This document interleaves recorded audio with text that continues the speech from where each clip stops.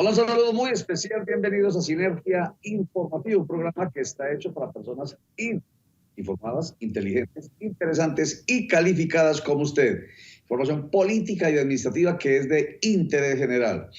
Hasta el aire que respiramos tiene que ver con decisiones políticas y administrativas, no lo duden.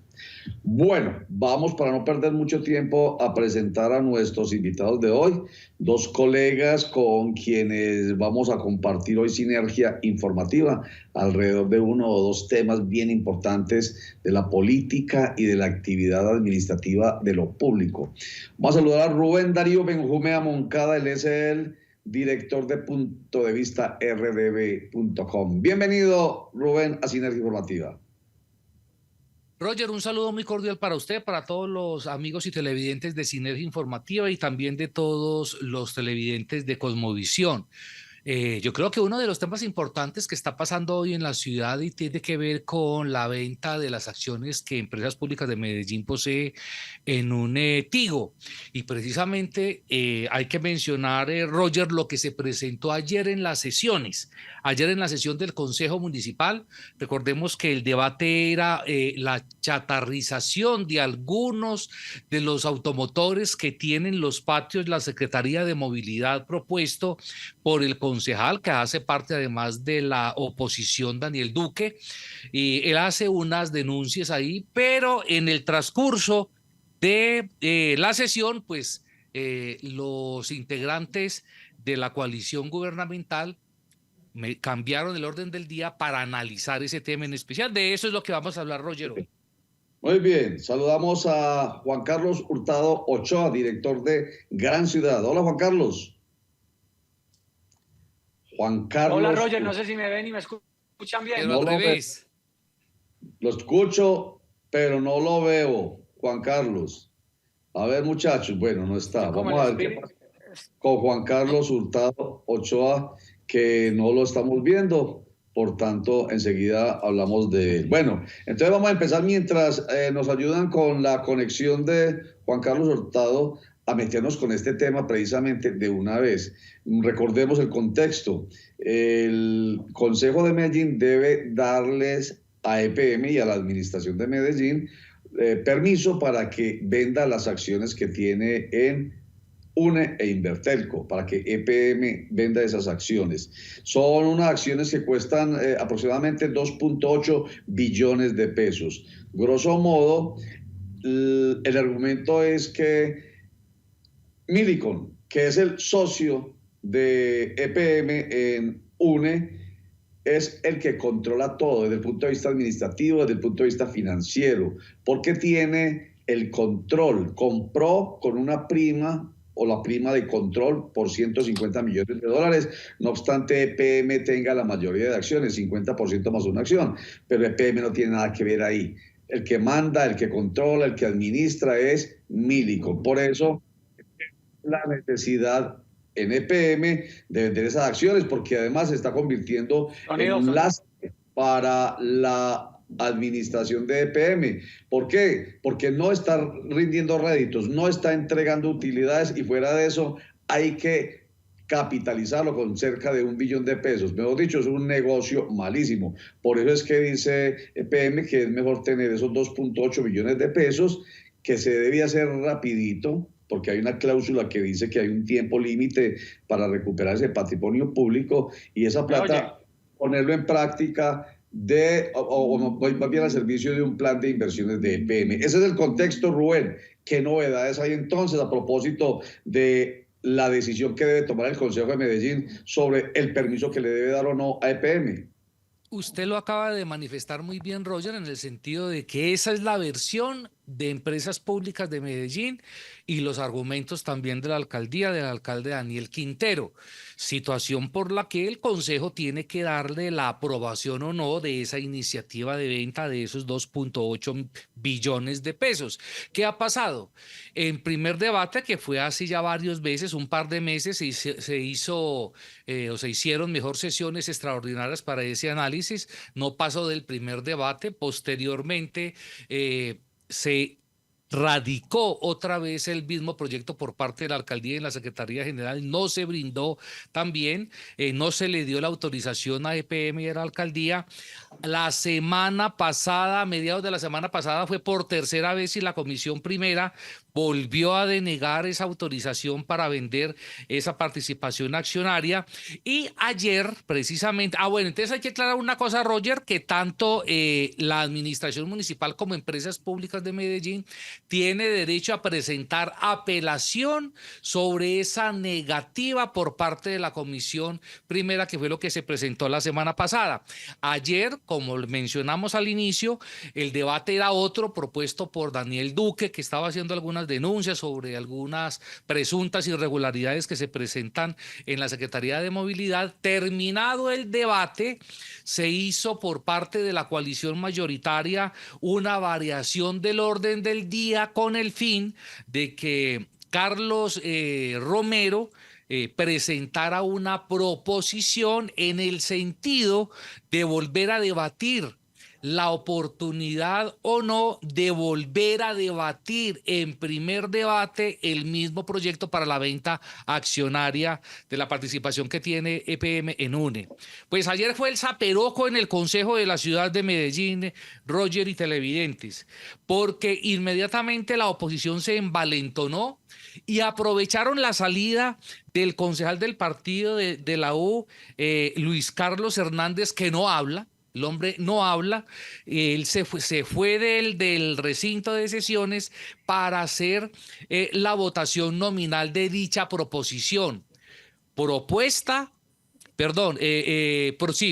por la alcaldía nuevamente y por el alcalde, y llevada a través de proposición por parte del concejal Romero. Pues ahí se volvió eso un zaperoco, porque a mi modo de ver, porque yo me vi las 5 horas de sesión el día de ayer, la mesa directiva de Lucas Cañas se enredó bastante y los opositores a esa iniciativa lograron dilatar al punto de, como ya veían la aprobación de esa proposición, rompieron el quórum para que Lucas Cañas tuviera que levantar la sesión. Eso fue lo que pasó ayer.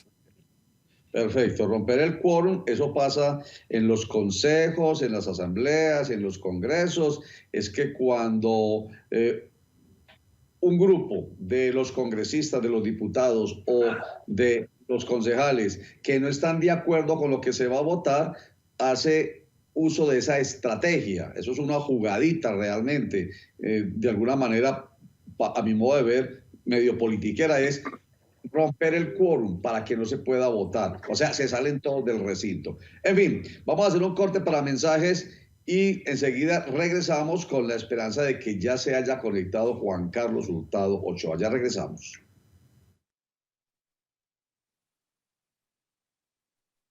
Contraloría General de Medellín. Control fiscal moderno, técnico y oportuno.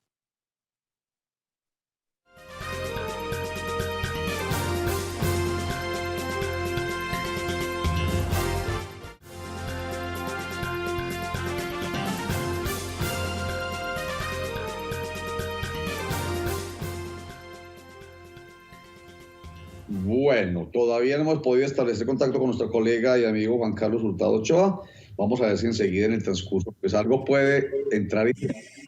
Oiga, Rubén Darío Benjumea Moncada, a mí me parece, voy a partir este segmento de esta conversación con usted con un parecer, es una opinión. A mí me parece que esa discusión en el Consejo alrededor del proyecto de acuerdo 103 de 2022, que es el del que estamos hablando, por medio del cual se solicita al Consejo de Medellín que le autorice a EPM enajenar las acciones que tiene en UNE y en Invertelco, a mí me parece que ha ido realmente más allá de lo que debe ser, que es lo técnico, que es lo financiero, que es la verdadera defensa del patrimonio público de los medellinenses. Se ha convertido en una puja política entre la oposición de Daniel Quintero Calle y la coalición de gobierno de Daniel Quintero Calle. Mejor dicho, están mostrando poder político por encima del interés general que debe estar representado en ese proyecto. ¿No le parece? ¿Qué piensa usted? Yo estoy completamente de acuerdo con usted. Yo creo que por la estrategia que planteó el alcalde de confrontar a la oposición de manera frontal y directa a través de las redes sociales, de abordar inclusive de manera despectiva a la oposición, de tratarlos de sinvergüenzas, de que no les interesa. Inclusive yo lo vi al señor alcalde Daniel Quintero, yo lo vi hace pocos minutos en un en vivo que hizo por Twitter, por redes sociales, y él no le baja de sinvergüenzas a los cabildantes de la oposición. Y de manera que ellos se sentirán ofendidos porque yo ayer vi a la recién posesionada como concejal de Medellín, Leticia Orrego, también irse lanza en riste en contra del alcalde. En ese sentido, yo estoy de acuerdo con lo que usted dice, Roger, y es que ya los argumentos técnicos y financieros sobre la venta de esa participación accionaria, lo bueno o lo malo de adelantar esa aprobación de esa venta por esos 2.8 billones de pesos, pasó de largo porque la puja política, más con el inicio ya prácticamente de las elecciones territoriales, se nota de bastante, o sea, se nota bastante esas posturas políticas que pueden afectar la empresa más importante de la ciudad de Medellín y el departamento, que hace que esta ciudad no sea una ciudad intermedia y por el contrario la segunda más importante del país, Roger. Sí, recuerdo un episodio bien especial que se relaciona con el jefe del Partido Centro Democrático, el líder natural, Álvaro Uribe Vélez, y recordemos que el Partido Centro Democrático es la oposición al alcalde Daniel Quintero Calle y el que está opuesto a este proyecto de acuerdo 103. Recuerdo que él dijo públicamente que era necesario dar esa autorización a EPM para enajenar esas acciones porque definitivamente había que rescatar, había que recuperar el patrimonio público que estaba en riesgo. Entonces ese episodio del expresidente Álvaro Uribe Vélez pues puso a pensar a todo el mundo en que definitivamente la bancada del Centro Democrático en el Consejo de Medellín pues iba a votar sí, con condicionamientos, que de hecho propusieron 5 condicionamientos que fueron aceptados. Entonces uno pudo haber pensado antes de la semana pasada, cualquiera pudo haber pensado en que se iba a aprobar ese proyecto de acuerdo 103. No obstante, el alcalde Daniel Quintero dijo en cualquiera de sus trinos que iban a vencer al uribismo en 2023 y eso pudo haber sido, según también el contexto que usted menciona, el elemento que echó para atrás la posibilidad del apoyo. Claro, y hay otro dato, Roger, y es que una vez sale Álvaro Uribe a recomendarle a sus muchachos que apoyen la iniciativa del alcalde que ellos presentaron de manera condicionada, después, posterior a llegar a ese arreglo, por lo menos conciliación entre la oposición y el gobierno de Quintero, el alcalde después sacó un boletín de prensa manifestando que eso era para quebradas y para el mantenimiento de la malla vial, que fue lo que prácticamente hizo patraciar a todos los integrantes de la oposición, especialmente los de Centro Democrático. Entonces yo creo que, además de lo que usted dice, que estoy de acuerdo, Roger, hay muchos problemas de comunicación. El alcalde creo que a veces es un poco ligero con el celular y a la hora de contrarrestar la oposición, y eso es lo que ha generado pues tanto ruido lastimosamente para poder sacar proyectos importantes para la ciudad que se pueden revertir en inversiones sociales y en infraestructura. Además hay otro antecedente, Roger, y es que mire, Álvaro Uribe se está reuniendo con Petro, con el presidente Petro, y han llegado por lo menos a acuerdos entre la diferencia para poder sacar el país adelante, porque lo que importa es el país. Y aquí en la ciudad de Medellín no se ha logrado eso. Muy bien. Juan Carlos Hurtado, hola. Pensábamos que estaba Juan Carlos ahí. Bueno, mejor dicho, no pensé en Juan Carlos, fue que me dijeron que ya sí estaba. Oiga, es que a propósito del comentario que usted hace, contextualicemos.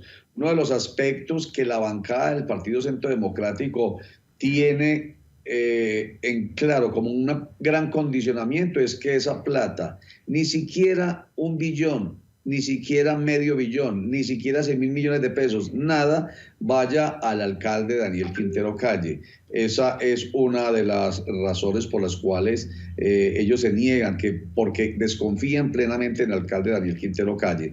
Sin embargo, la semana pasada, vuelvo y digo, se acordó que se aceptaban los condicionamientos, que era un activo por otro activo, decía Centro Democrático, y así lo dijo el EPM, listo, un activo por otro activo, que es una plata para inversión de EPM, por supuesto, para mejorar las condiciones de infraestructura en el plan de inversiones de EPM. En fin, nada que ver con el alcalde Daniel Quintero Calle. Cuando usted menciona que hubo un comunicado, ¿fue que usted dijo? Un comunicado que hablaba de un boletín de prensa que salió de la alcaldía.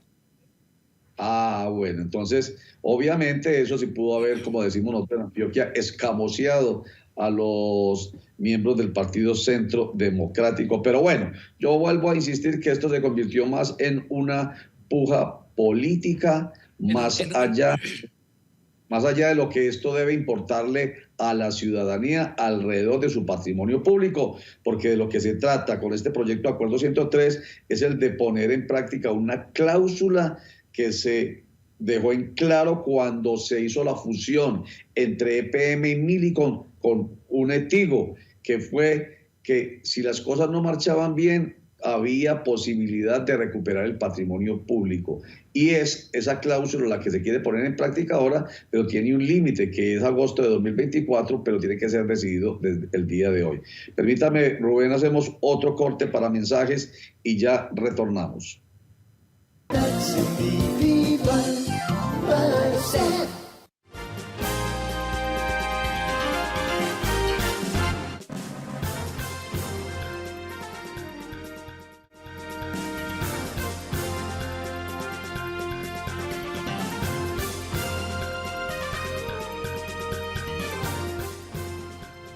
Oiga, Rubén, yo le pongo un tema para este último bloque que trascienda lo local. Cuando usted decía ahorita de Gustavo Petro y el expresidente Álvaro Uribe Vélez conversando, poniéndose de acuerdo, sentados a manteles, como decíamos la semana pasada, en la suma de los mejores, ¿usted cómo lo ve? ¿Usted cree que eso es una forma de facilitar la gobernabilidad al presidente Gustavo Petro? Eso es definitivamente mostrar un cambio de personalidad política, incluso, permítame la expresión, cambio de personalidad política del expresidente Álvaro Uribe Vélez, que ha sido siempre tan radical, dando un poquitico el brazo a torcer, o es una estrategia. ¿Usted qué piensa? A ver, ¿qué se le ocurre? Yo creo, Roger, que hay de todo un poquito. Lo primero es que el presidente es Petro y en cierta medida tiene muy buena influencia. Y con todos los procesos que Álvaro Uribe tiene en contra, yo creo que es mejor bajarle la espuma para que tenga más tranquilidad desde lo penal y lo judicial por lo que está atravesando Álvaro Uribe. Esa puede ser una lectura, o sea, bajarle la cosa.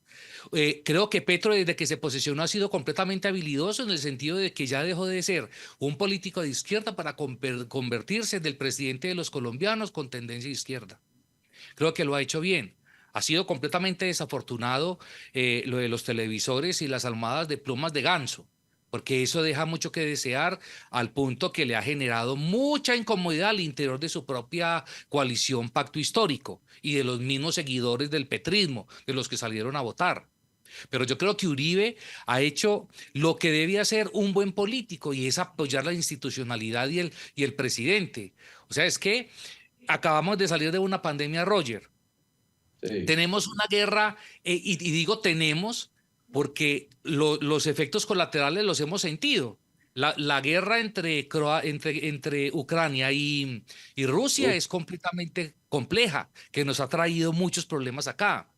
Entonces yo creo que este no es el momento. Ahora, la devaluación, la depreciación y la recesión que estamos empezando económicamente, yo creo que ha sido una opción importante que Álvaro Uribe, en vez de estar haciendo oposición, intente coayudar a la situación económica que está pasando todo el país. Ahora, sí, que hay inconvenientes, como lo de la paz total, yo creo que eso tiene más complejidad que cualquier cosa, pero bueno. Veremos a ver qué pasa porque esta es otra línea, como usted lo dice, otra personalidad. Muy bien, otra personalidad política, digo yo. Pero oiga, ¿y qué piensa de esto? Que para mí es una perlita, es una opinión. Algunos uribistas, firmes, férreos, a ultranza uribistas, andan diciendo, no, es que hoy el país lo están gobernando Petro y Uribe, porque Petro está permitiendo que Uribe participe. ¿Usted qué piensa de esa expresión? Yo no sé cómo decirla, como sacada de un sombrero del mago. No, es que, si ve, No, hoy están gobernando Petro y Uribe. y no solamente Petro y Uribe, sino es también Estados Unidos, ¿no? Ya el presidente Petro no dijo pues que las fumigaciones con glifosato tienen que continuar, que hay que erradicar por A, por B, por C. Eso tiene un mensaje implícito ahí, ¿o no? Ajá, en O sea, fin. Bueno, es que yo creo que una cosa era hacer como lo que hemos manifestado en algunos otros programas, Roger, hacer política a través de ocurrencias sentado en una curul en el Congreso de la República, y otra cosa es administrar y ser el representante legal de este país. así es. El representante legal de este país que acaba de radicar, el gobierno de Gustavo Petro acaba de radicar la ponencia para la reforma tributaria, a la que ahí sí de tajo el Partido Centro Democrático, que es el de la oposición, dijo, no le jugamos, no estamos de acuerdo, no lo apoyamos. El Partido Cambio Radical igualmente. Una reforma, un proyecto de reforma tributaria de verdad, nada parecido a lo que se imaginaba mucha gente que votó por Petro, porque parece muy regresiva, no progresiva, sino regresiva, que era la que le criticaban precisamente a Alberto Carrasquilla y al expresidente Duque. Pero de todas maneras, Roger, fíjese usted que del proyecto inicial, o por lo menos del borrador inicial que hizo el gobierno y Ocampo, su ministro de Hacienda, eso se lo desguazaron a lo que radicaron hoy. Es que ya se bajaron como 4 billones de pesos, Sí. se bajaron Están 3 dos, billones 22, de pesos. sí, están Y, dos, 22 billones. exactamente, y tenga por seguro que la radicación no es la aprobación, también le van a seguir modificando, le van a modificar mucho más en el tránsito en el Congreso. Entonces yo creo que no va a ser tan jodida la cosa, porque de todas maneras lo que es la clase media y el trabajador independiente con la propuesta inicial que había presentado el gobierno nos iban a ahorcar. Claro, pero sigue siendo regresiva. Por lo que hemos escuchado, no la hemos leído, son 336 páginas la ponencia, imagínese usted. Pero por lo que hemos escuchado, aparentemente sigue siendo una reforma tributaria muy regresiva, que le mete la mano al bolsillo de los colombianos, que le mete muy duro la mano al bolsillo de los empresarios, con un efecto, podrían decir algunos que colateral, pero uno diría que no, es una consecuencia lógica, es que se golpea duro con esa reforma tributaria. La empresa colombiana no tiene más que hacer sino que recortar empleos por montones. Y usted sabe Eso que tiene un efecto, claro. Eso, va a haber mucha pobreza, o sea, todo aquello soñado por este gobierno del cambio, pues va a terminar siendo lamentablemente más duro. O sea, el remedio peor que la enfermedad. puede ser muy duro, Roger, por lo que usted acaba de manifestar. El gobierno no puede coartar a una empresa para tener X número de empleados. Y cuando a una empresa o a los empresarios le suben los impuestos, inmediatamente hay recorte personal. Entonces yo creo que eso se puede convertir en un boomerang para el mismo gobierno. Ahora, yo quiero recordar, como para terminar de mi parte, Roger, agradeciéndole la invitación, y hay que recordar las palabras de Rudolf Holmes. Recuerda que él fue hace muchos años ministro de Hacienda de alguno de estos gobiernos neoliberales que hemos tenido, y él ha Sí, dicho, es importante subsidiar, pero produciendo.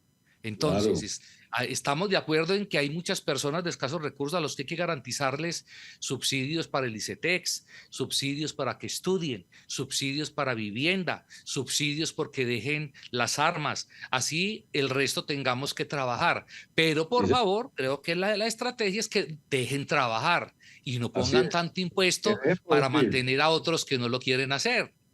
Sí, señor. Rubén Darío Benjumea Moncada, director de Punto de Vista RD, gracias por estar con nosotros aquí hoy en Sinergia Informativa. Roger, un abrazo muy grande para usted y sus televidentes.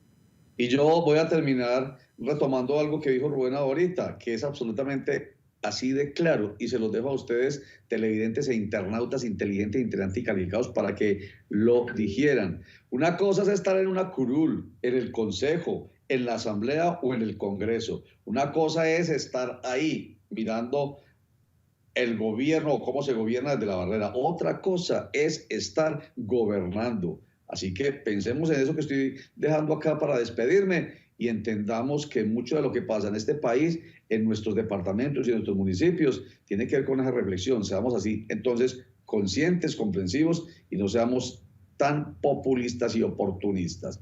Muchísimas gracias. Chao.